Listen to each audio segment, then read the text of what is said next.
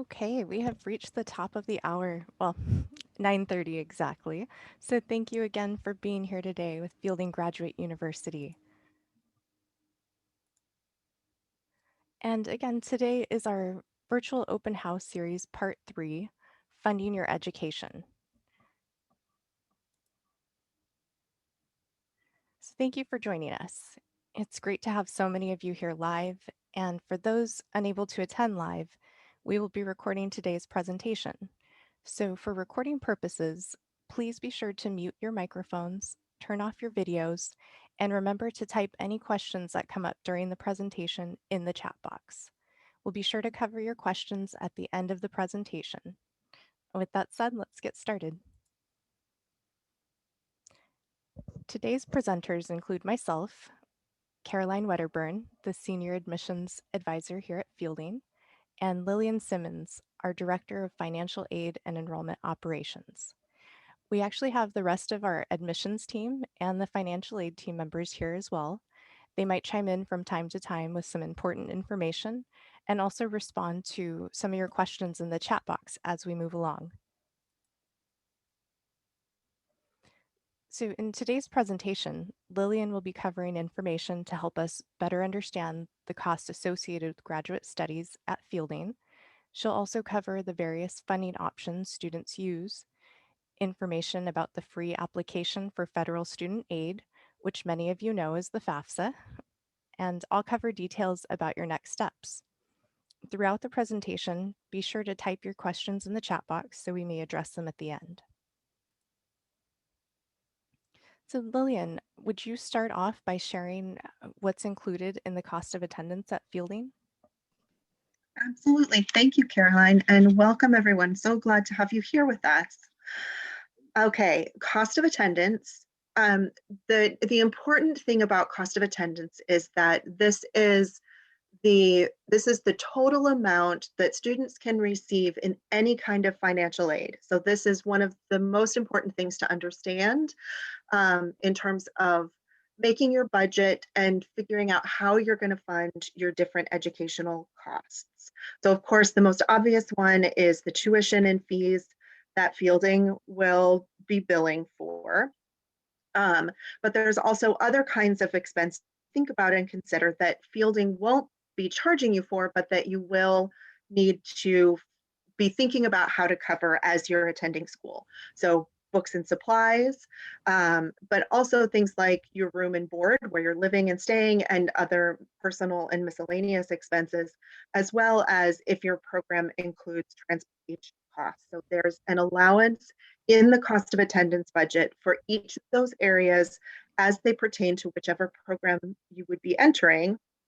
And they're based off of either the actual costs, like in tuition and fees, or averages across the student population for your program.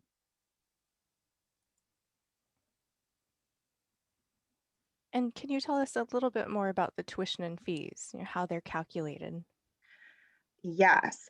So the tuition and fees, tuition is set by the Board of Trustees every year as part of the budget process for the university. Um, and depending on which program you're in, it will be calculated either based off of the credit hour, that's generally for our master's and certificate programs, or per course. That can also happen for some of the certificate programs when you're only taking one course. Or for our doctoral programs, the tuition is billed per term at a flat rate. So it doesn't matter for the doctoral programs, it doesn't matter how many courses you're enrolled in or how many credits you're taking in a particular term. The tuition will be the same for that term. Full-time at Fielding is 8 credits, which makes part-time 4 credits. But so for the master's programs and the certificate programs that allow either a 4-credit course or 2 4-credit courses in the program, the billing would be based off of that.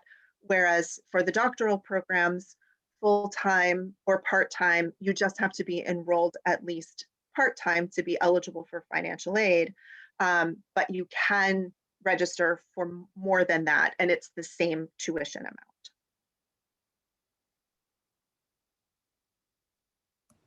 Great, thank you, Lillian. And can you share more about the other costs, books and supplies and room and board, those topics that you mentioned earlier? Absolutely. More details about this is available on the Fielding website. So if you want to dive in and really take a look at the different pieces for your program, I encourage you to look there as well. Books and supplies, and we have an average calculation for the cost of attendance for books and supplies depending on your program. It's based off of what we've seen for what kinds of books tend to be assigned through the syllabus or things like that.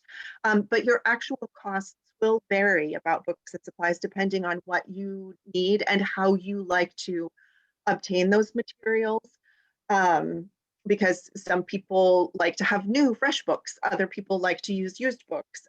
Some people use books from the library. Fielding's library services are available to students. And so a lot of articles and things like that are available through that system. So your individual costs around books and supplies are variable and are dependent on the courses that you're taking, of course, but also how you choose to purchase your books and supplies. Room and board is very similar to that. Many of you are already covering your room and board expenses, and so you may not need financial aid to cover those things. Others may, you may not be working during the time that you're in school, and so you will need to have financial aid to help you cover room and board. But of course, that is also going to be highly variable depending on your personal situation. Personal expense is the same thing. That covers just various small miscellaneous kinds of things. And transportation is based off of course, right now with COVID, we are not doing face-to-face events, although we are hoping to be able to do to go back to being able to do those again because they're such a wonderful part of the Fielding community. But transportation for the programs outside of COVID can include attendance at those kinds of face-to-face events, but also things like being able to travel to your local library or go to individual sessions, depending on, it depends on the program as to what kinds of transportation. And some programs don't have any transportation at all because they're completely online.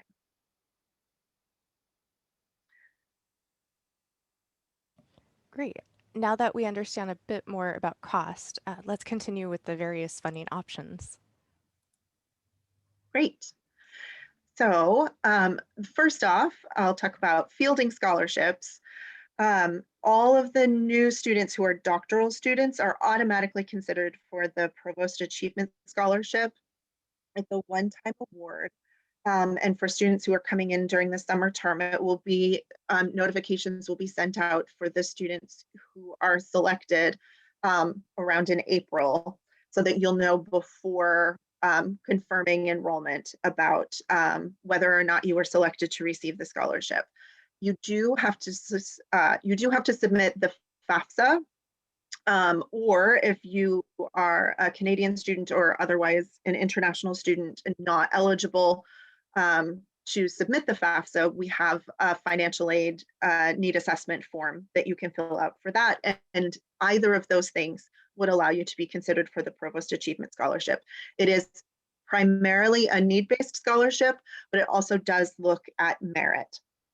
So there's no special application that's required. You just need to make sure that we either have the FAFSA or the International Financial Aid Assessment Form. For continuing students, there are about 40 scholarships that are currently available throughout the term. We have them all grouped together on a common application that opens 3 times a year at the beginning of each term, so January and May and September. The scholarship application, we've tried to make it as easy as possible for students to apply. And so it uses a series of rules to kind of see if you're eligible for it, because donors can sometimes get very specific about what they want to support. And so some scholarships are targeted for people within a particular program or who have progressed to a certain point in the program.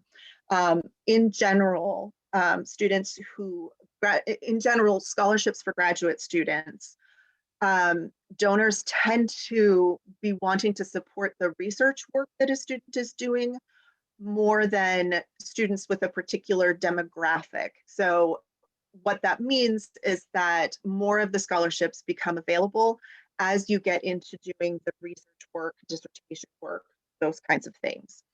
The scholarships range from $5,000 to over $10,000. I think one of ours is up to almost $10,800 out of the endowment each year.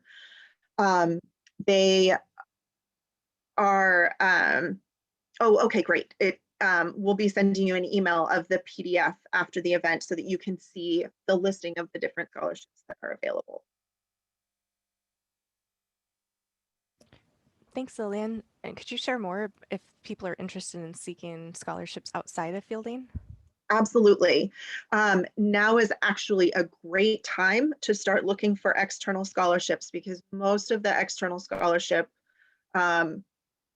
processes are working toward a fall enrollment. So they're thinking about students who are starting in the fall term. So most of them have their applications open here in January, February, March. So this is a great time to go looking. Waiting until later in the year, you won't find as many open at that time because again, they're thinking about helping students start in a traditional fall cycle. The best way, whenever I'm looking for scholarships, and the way that I looked for scholarships when I was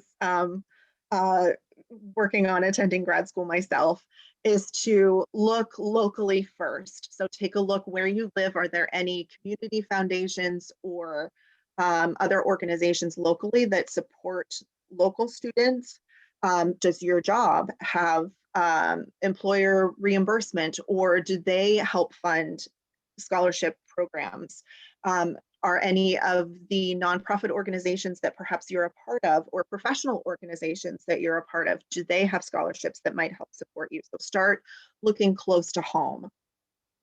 And then from there, take a look out at other kinds of professional organizations that are looking to support the kind of work that you're planning to do. So as a graduate student, again, the focus about things in general for donors is about what your research is going to be doing. What are you going to be researching, and what are you planning to do when you're done with graduate school? So looking out at those kinds of organizations that are supporting the kind of work that you are doing or planning to do in the future is a great way to start. And then take a look at search engines. I always add the caveat that many of the search engines are geared toward undergraduate students, and that they also they use the information that you provide in order to fund their quote free services. So you may want to create an email account that's like, or use your junk email account for it, because you will get junk mail from using a search engine. But I did, out on the fielding.edu website, in the financing section, there's a page on scholarships. And I listed out there the search engines that are generally the least terrible and the most helpful for graduate students to go and look at. So I recommend taking a look there. And I also have, if you scroll down to the bottom of that page, a listing of organizations that have either provided support to fielding students in the past, or it's an organization that would support fielding students based off of the kind of work that they're looking to support. So it gives you a starting place to kind of get a feel for how external scholarships work. That's great. Thank you for putting that together, those resources, Lillian. Mhm. And so thank you for the information about scholarships inside and outside of fielding. Can you tell us more about what other funding options are available? Absolutely. Of course, you have your personal resources. So if you have money saved up, you can use the monthly payment plan. Fielding has a monthly payment plan that doesn't have, it doesn't charge an interest rate or anything like that. There is a $50 setup fee, but what it does is it divides the total amount of tuition that you're billed for a particular term and divides it into 4 equal payments across the 4 months of the term. So it can be variable. So if you decide that you want to use one type of funding source, say you got a scholarship or employer reimbursement, or you're using federal student loans, and you didn't that available up to the full tuition, you can use that in combination with the monthly payment plan to either reduce your borrowing or to fill in some gaps there. So that's a useful tool that doesn't cost you any money and helps it sort of break up the cost of that program. I mentioned employer reimbursement, employer benefits. Employers call them different things, and every employer pretty much handles them slightly differently. So definitely check with your employer and see if they have any benefits that they use and what you need to give them in order to be able to take advantage of those benefits. In general, you can get up to $5,250 of employer benefits with no tax penalty. Again, that that can vary depending on your situation, but that is a great place to take a look. And Fielding will help support you with the documentation that your employer needs. A lot of times it's easy things that you already have access to, but sometimes some employers will ask for something that's very specific. So just be in touch with your admissions advisor about that. If you have questions about employer reimbursement, we can help you with that. Veterans benefits, Fielding is approved to do veterans benefits. We can do, let me just pull this up so I make sure that I get all of the numbers correct. Chapter 33, also known as the GI Bill, Chapter 35 and Chapter 31. Those ones we work with frequently. Sometimes there are other kinds of things, or vocational rehabilitation or other kinds of things like that. So if you are eligible for certain kinds of veterans benefits, take a look at the Fielding website, and there's information specifically about what to submit and how to manage that process. The veterans benefits actually are run through the registrar's office. So you can contact registrar@fielding.edu if you have questions about that, but they have specifics about exactly what it is that you need, your certificate of eligibility and things like that. And there's a form, a Fielding form to fill out. And all of that is available on the website. Also for international students, there are Canadian student loans available. Some of the provinces is approved in some of the provinces, but not all. I know of at least 1 or 2 that have put restrictions recently around programs that are primarily online, and that has meant that some certain provinces don't have eligibility, but some do. So you can take a look out province specific for Canadian students to look there. They're also out on the Fielding website. There's links for some useful websites that may give you more information for being able to look for international scholarships or Canadian scholarships, things like that. So to hopefully give you a little bit of a start to go out and take a look at what funding resources might be available to you. Great. And I know another funding option includes federal student loans. Lillian will be sharing important information about these loans as well as applying for federal student aid next. So graduate students are eligible for 2 different kinds of federal student loans. Both federal student loans have the same kinds of repayment plans, eligibility for loan forgiveness programs, and things like that. So you can kind of think of them as 2 different branches, but the end point of repayment is grouped together with the same loan servicer and the same kinds of options for repayment. The direct unsubsidized loan, also sometimes still referred to as the Stafford loan, it is available to any graduate student who meets the eligibility criteria around citizenship and those other kinds of things for the FAFSA, regardless of your financial need. So it doesn't matter what your income level is. The unsubsidized loan is available up to $20,500 per academic year. Fielding's academic year is a 3-term year because we always have a summer term. So if you think of it in that, it's always a fall, spring, summer, or for students who are starting in the summer, your loan would be a summer, fall, spring. Or if you're starting in the spring, you're a spring, summer, fall. So it's always a 3-term academic year. The unsubsidized loan is limited to $138,500 in your lifetime. So if you borrowed as an undergraduate student and have not repaid that, that may mean that you have a limitation on the amount of funding you have remaining for your lifetime. If you borrowed as an undergraduate or as a master's level student and you repaid all or some of that, it means that then you have that amount available to you again. Currently right now, the interest rate on the unsubsidized loan is 4.30% with a loan origination fee of 1.057%. Both of those percentages are variable and are determined through federal regulation, and they change every year.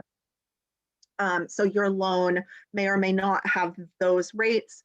You can see full details on the interest rates and the loan origination fees at studentaid.gov. The other important thing to know is that the loan origination fee is a fee that is charged by the lender, the Department of Education, and they keep the fee. It doesn't go to Fielding. So if you are trying to request a particular dollar amount to come into Fielding, we would want to take that origination fee into consideration so that the amount that arrived at Fielding would match what you were expecting. There is no credit check required for the unsubsidized loan, which is very helpful. And it has a grace period of 6 months after you leave school. You have 6 months before you're expected to start making repayment. And it has, as I mentioned earlier on, different repayment plans, loan forgiveness plans, some income-based repayment plans, different things like that to try and help make repayment more viable for you. The other loan type is the Graduate Plus loan. If you have an undergraduate student or as an undergraduate student, you may have used Parent Plus loans. It's the same loan. It's just that you are borrowing it for yourself as a graduate student instead of having someone else borrow it on your behalf. The Graduate Plus loan is available up to the cost of attendance for the program minus the other forms of aid. So you can think about that cost of attendance that we talked about earlier on. If you're getting the $20,500 in the unsubsidized Stafford loan, the Graduate Plus loan would help fill in the gap of the other kinds of costs for your program, room and board expenses and things like that. There is no lifetime maximum to the Graduate Plus loan, but it does have a higher interest rate and a higher loan origination fee. So right now it's at 5.30 for the interest rate. It's always 1 point higher than the unsubsidized loan, according to the current regulations. And then it has a loan origination fee right now that's at 4.28%. It does require a credit check, but the credit check does not look at your income to debt ratio or the same kinds of things that it looks at like if you were getting a car loan or a mortgage or something like that. It's looking at what they call adverse credit history. So it's going through your credit report and looking to see if you have been to make sure that you do not have anything that looks like adverse credit. And they actually have a full listing of what things might be considered adverse credit and when those things will age off of your credit report from being counted as adverse credit on the studentaid.gov website. So if you have concerns about that, you can actually go out and look specifically at what the credit check would be looking for. As I said before, the Plus loan also has the same income-based repayment plans, loan forgiveness plans, all of those kinds of things as the unsubsidized loan does. I also want to notate that Private student loans are also available. In general, fielding students use federal student loans. In very, very rare instances, some students may find that their situation requires that they use a private student loan, or that perhaps they may be able to get an interest rate that is significantly lower than, say, the PLUS loan. It's unlikely that you would find an interest rate that was lower than the unsubsidized loan, but you might be eligible for something with a lower interest rate than the PLUS loan. But again, because of the flexible repayment plans, it tends to be that students will choose to do the federal loans first instead of the private loans. But we would work with any private lender in terms of the eligibility. So there is some information on the fielding website about choosing private student loans if you have questions about that. They tend to get sort of personally specific, so we could talk about that on an individual appointment. Great, thanks, Lillian. Would you share a little bit about how to apply for federal student aid? Absolutely. Most important thing. I cannot emphasize enough how important it is, even if you're just thinking about the possibility of using federal student aid, to go in and submit the Fafsa. The Fafsa is also used by many scholarship programs as a way of determining financial need, if that's a component for scholarships. So even if you're looking for external scholarships or you're planning to apply for fielding scholarships, it's just a good idea to do the Fafsa. It does not commit you to anything. All it does is show that you could potentially be eligible, or if there are any eligibility issues, it lets us know that right up front so that we can work with you on resolving anything that might be causing a hang up in the system. So don't wait to submit your FAFSA. Go ahead and do it right now. You don't even have to be admitted to fielding to do your FAFSA. The sooner we get it, the sooner we can talk about your particular situation as well, because the FAFSA gives us a lot of information to be able to have specific conversations about what eligibility you have remaining, and making sure that there aren't any hiccups along the way about that. When you go in to do the FAFSA, you will see right up front that there are two different FAFSAs. They always have two different FAFSAs that are open, two different FAFSA years. For students who are starting in the summer term, you're at the tail end of the 2020-2021 FAFSA. So you want to make sure that you do that one. The 2021-2022 FAFSA is for the students who will be starting in the fall term. So make sure that you take a look at the FAFSA to make sure that you choose the one that is for the right year for when you're starting.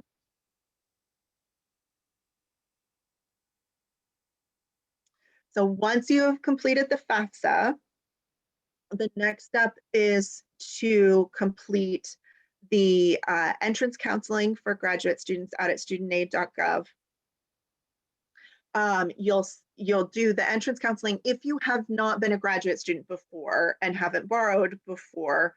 You would need to do the entrance counseling. Some students who have borrowed as a graduate student already, you've already done the entrance counseling, so you don't have to do it again. But if you haven't done the entrance counseling as a graduate student before, you would want to go in and do the entrance counseling again. You can always do it again anyway, just to refamiliarize yourself with it. Nothing bad happens for doing it again, and it's not a long process. You will also need to have a signed master promissory note to receive the unsubsidized loan or the PLUS loan. Both of them require their own master promissory note. Again, if you've borrowed recently, the master promissory notes generally have a 10-year window before they expire. So you may already have a promissory note that is available that we could just use to add additional loan funding onto. The Grad Plus loan does require a separate master promissory note, and you have to do the credit check to request the loan. So it's requesting a PLUS loan, and it will walk you through the credit check process.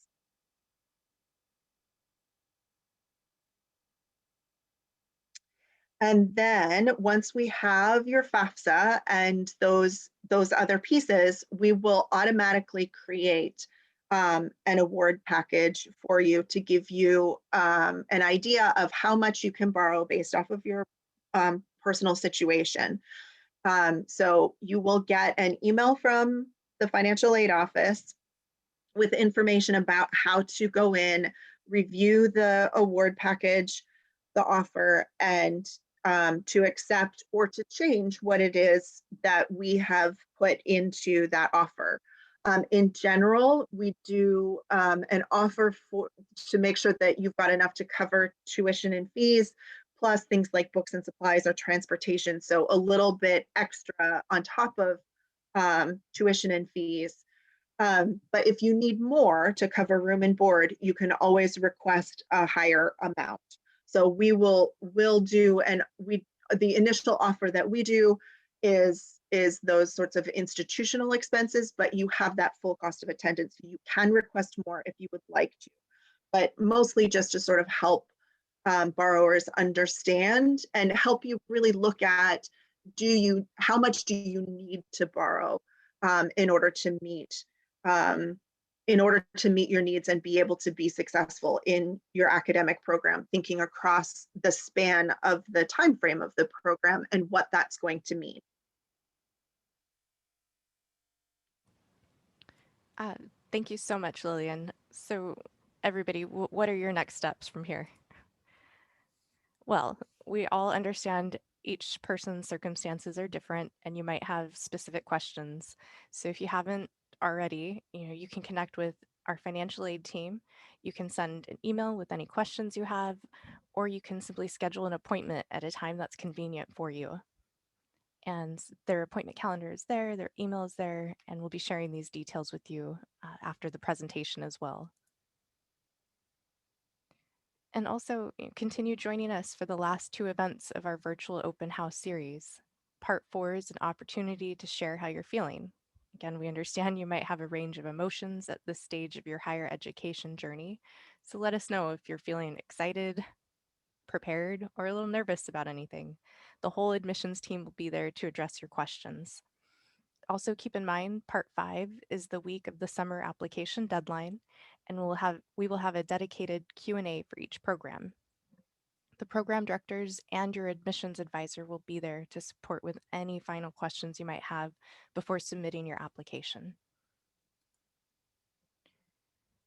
That concludes our presentation for today, but we'll open it up now for questions, starting with any that you've typed in the chat box. If we don't get to all of them, be sure to contact us directly. We're all here to help with any specific questions you might have. And let's see, I did see a question in the chat when we were going over the FAFSA. So I'll begin with that question and present it to you, Lillian. The question was about if you're transferring in and you've used this year's FAFSA, how would that work? Excellent question. So if you already have a FAFSA that's completed for the summer people starting using the 2020-2021 FAFSA, or for the fall students using the 2021-2022 FAFSA. I feel like I say 20 so many times. If you already have it filled out, all you need to do is go back in again and add Fielding school code to the FAFSA, and that will send us a copy of it within just a couple of days. When you're starting the FAFSA from scratch, if you haven't done it before, it will take about 5 business days for Fielding to receive the FAFSA. So again, it helps so much to do that early to make sure that we have all of that information. So you can just go in, add Fielding school code. You don't have to change anything else, and then we'll receive a copy of it. Great. And there was a question more about our scholarship opportunities at Fielding. Could you touch maybe on one or two just examples? And again, we'll be sharing a list with you after the presentation so you can review those in more detail. Let's see. There are, so it's hard to get into too many specifics about the scholarships because there's 40 different programs and they all have different eligibility criteria. I So can remind them about the Provost achievement right now because that yes, one's really the most important for applicants. yes. So right now, the most important one, as Caroline said, The Provost Achievement Scholarship is available for doctoral students coming in. It's a one-time award, so for the first term of enrollment, it's generally between $1,000 and $3,000, and it's primarily need-based with a merit component to it.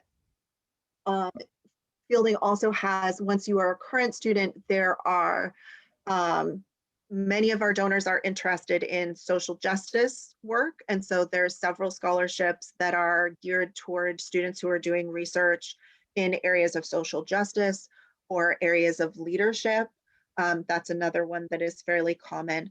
For our clinical psychology program, there are quite a few different scholarships. That's our largest alumni base. And so it tends to have the largest number of scholarships available right now. And so some of those can get very specific into things like, are you doing research in uh, exist, humanistic research or phenomenology, different kinds of things like that. So they can get really specific um, for those programs. So it really depends on your areas of interest.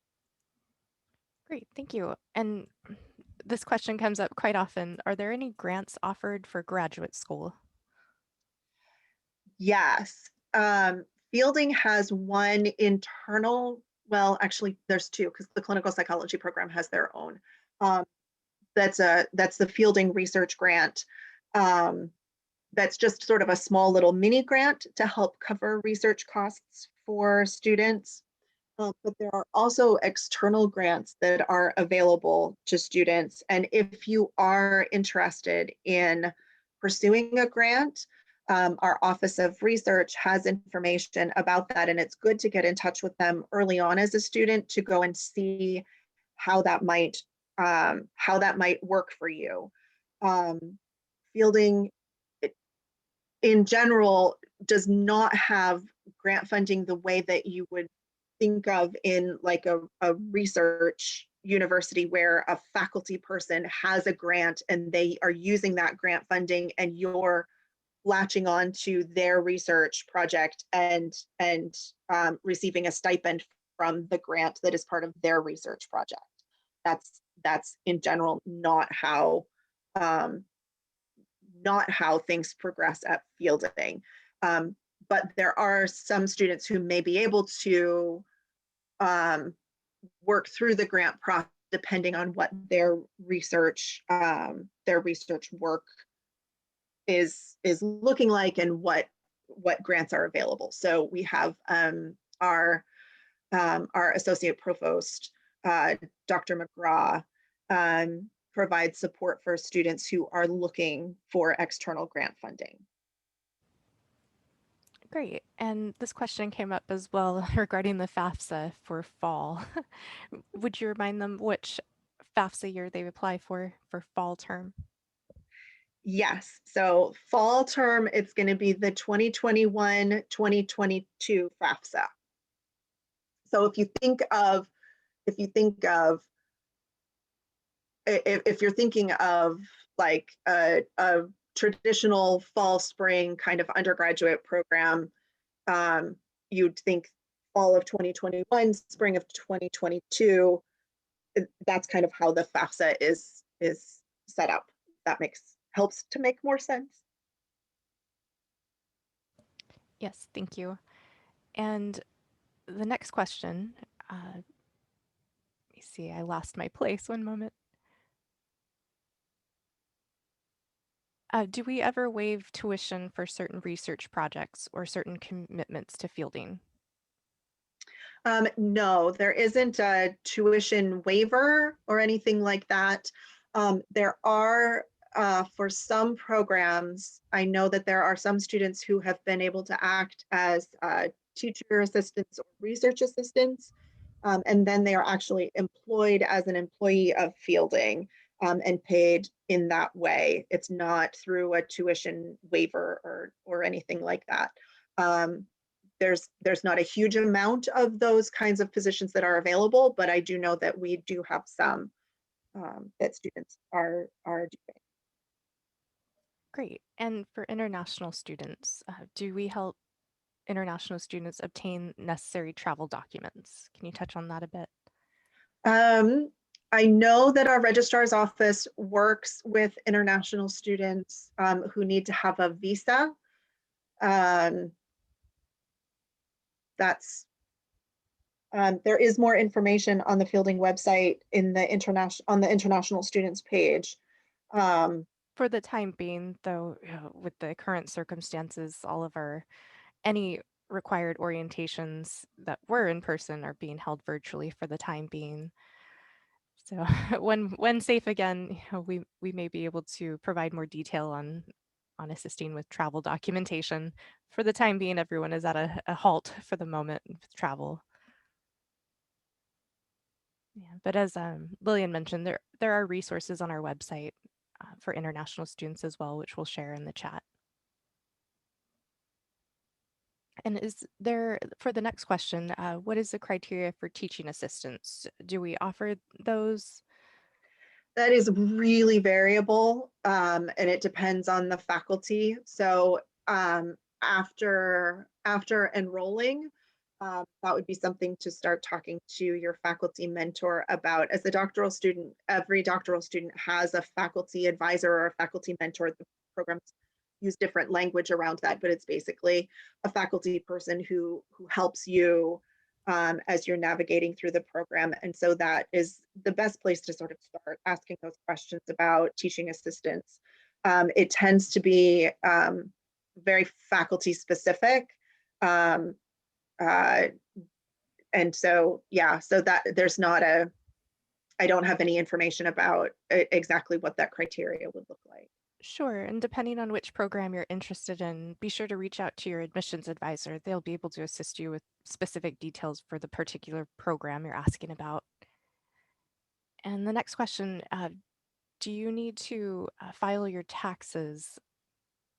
Do you need to file your taxes first before applying for the FAFSA? Oh, yeah. Excellent question. So the FAFSA actually uses your prior year taxes. So 2 years back. So if you haven't filed your taxes from 2 years back, there's probably more problems with the IRS than there is with doing the FAFSA. So you should already have those taxes filed. They made that shift a few years ago so that it would be more likely that you would have all of that information available for the FAFSA. But yes, you should have that tax information available. There is a direct connection between the IRS and the FAFSA, and so you can actually just use the IRS data retrieval tool to pull in the information from those taxes. So in some cases, you don't even really need to do a lot of data entry. It just automatically pulls in that information, and it can be really helpful. There are a few situations where that won't work. Like if you, in your prior year, say you weren't married, but now you are married. And so you and your spouse, of course, 2 years ago didn't file together because you weren't married, you would need to do a manual hand entry into the FAFSA in a situation like that. But if 2 years previously you had been married and you filed jointly, it would all just automatically fill in. So the FAFSA helps walk you through that, but it is a wonderful tool and speeds things up so much to be able to use that IRS data retrieval tool. Great. And the next question was about the cost of living again. And I know you touched on that this will vary because our students are distributed all over the world, some of them. So could you touch on that again, how students would estimate their cost of living in their area? Yes. So Fielding sets a cost of attendance budget that is an average for students across the country. And it may not be the same as for a single individual student, depending on where you are, because of course the cost of living across the country varies widely. Um, there information out on the Fielding website. There's specifics about exactly how much that is. If you take a look on the tuition and fees page and scroll all the way down to the bottom, there's a listing about that. Um, and to go and give the specifics per program about what those different costs are.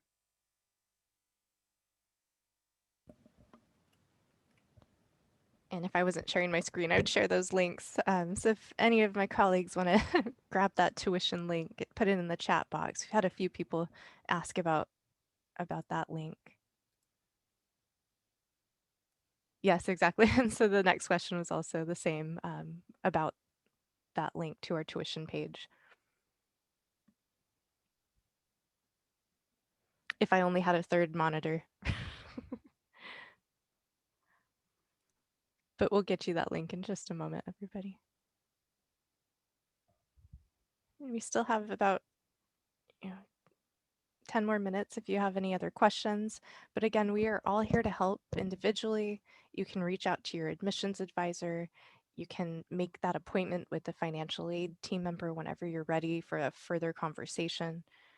Um, if you haven't noticed, we're all here very supportive, just trying to help you, make sure you have all your questions answered about finances, about the program, about the application process. So we really appreciate you all being here for these virtual open house series to help keep you informed. So I'll leave it open for another minute or two if you have any other questions.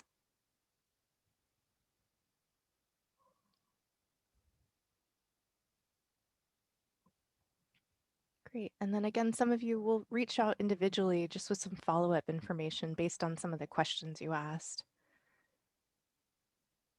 Perfect. It looks like everybody's pretty good to go at this moment.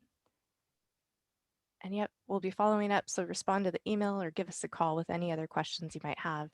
But we'll be closing it out today. So thank you so much. We hope you all stay safe and warm, depending where you're located, and you have a good evening. Thank you all.